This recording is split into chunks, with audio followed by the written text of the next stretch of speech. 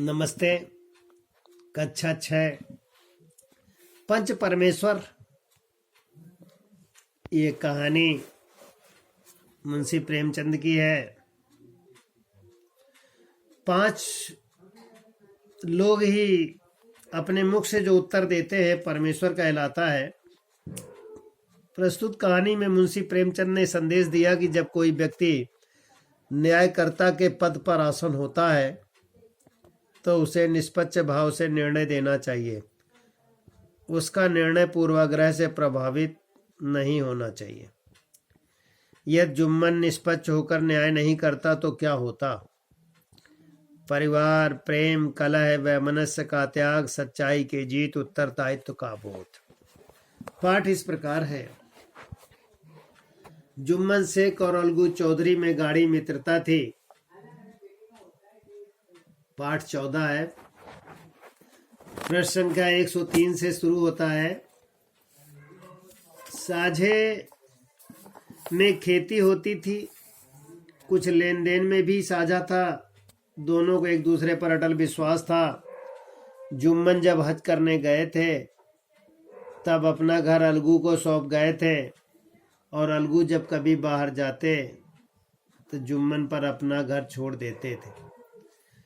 उनमें न खान पान का व्यवहार था, न धर्म का नाता, केवल विचार मिलते थे। मित्रता का मूल मंत्र भी यही है। इस मित्रता का जन्म उसी समय हुआ था जब दोनों मित्र बालक ही थे और जुम्मन के पूज्य पिता जुमराती उन्हें शिक्षा प्रदान करते थे।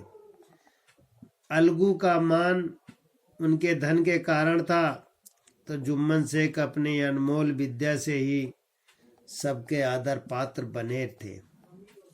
जुम्मन शेख की एक बूढ़ी खाला थी। उनके पास थोड़ी सी मिल्कियत थी, परंतु उनके निकट संबंधियों में कोई न था। जुम्मन ने लंबे चौड़े वादे करके वह मिल्कियत अपने नाम लिखवा ली थी।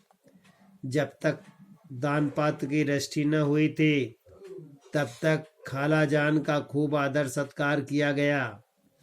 उन्हें खूब स्वादिष्ट पदार्थ खिलाए गए।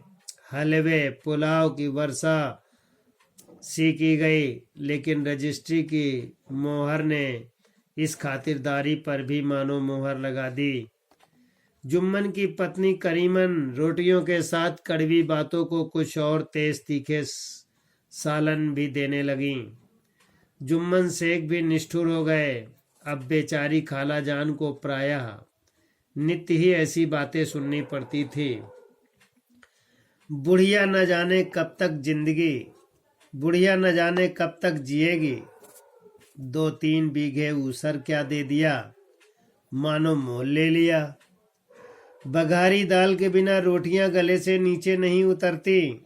जितना रुपया इसके पेट में झोंक चुके उतने से अब तक गांव मोल ले लेते।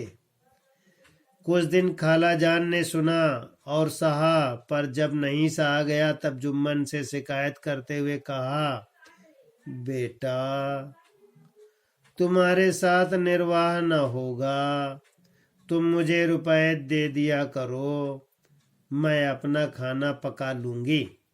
जुम्मन ने धृष्टता के साथ उत्तर दिया, रुपए क्या पेड़ में फलते हैं? खाला बिगड़ गई। उन्होंने पंचायत करने की धमकी दी। जुम्मन हंसे। जिस तरह कोई शिकारी हिरन को जाल की तरफ जाते देखकर मन ही मन हंसता है, वह बोले, हाँ हाँ हाँ, जरूर पंचायत करो, फैसला हो ही जाए।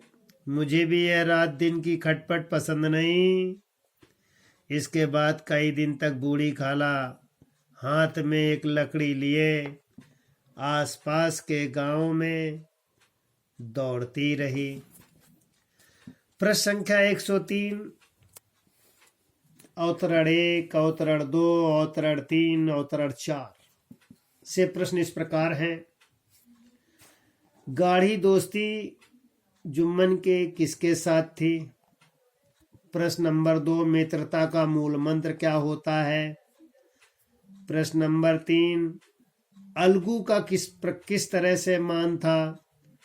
प्रश्न नंबर 4, जुम्मन आदर के पात्र किस तरह हुए? प्रश्न नंबर 5, जुम्मन के पिताजी का क्या नाम था? प्रश्न नंबर 6,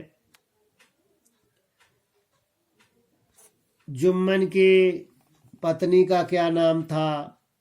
इस तरीके के प्रश्नोत्तर विद्यार्थी लिखेंगे और याद भी करेंगे।